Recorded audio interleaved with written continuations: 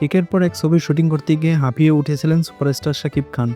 খানিকটা অবকাশ পেয়ে বেড়াতে গিয়েছেন যুক্তরাষ্ট্রে। সেখানে যোগ দিয়েছে সাকিবের ছোট ছেলে শেহজাদ খান বীর ও তার মা নায়িকা শবনম বুবলী। ২০২৩ সালে বড় ছেলে আবরাম খান জয়কে নিয়ে গিয়েছিলেন যুক্তরাষ্ট্রে শাকিব। তখন সঙ্গে তার মা অপু বিশ্বাস ছিলেন। এবারে সফরে যুক্ত হয়েছে বীর ও বুবলী। তাদের নিয়ে নিউ ইয়র্ক শহরের বিভিন্ন লোকেশনে ঘুরে বেড়াচ্ছেন শাকিব। পার করেছেন দারুণ সময়। রবিবার বাংলাদেশ সময় বিকেলে শাকিব খান ও বীরকে নিয়ে একগুচ্ছ ছবি নিজের ফেসবুক পেজে পোস্ট করে বুবলী। লিখেছেন লাইফ ইন ইউএসএ। কালো ট্রাউজার এবং টি শার্ট পরে আছেন শাকিব খান, মাথায় ক্যাপ ও চোখে সানগ্লাস। বুবলী পরে আছেন লাল রঙের জামা, সঙ্গে বীরও রয়েছে।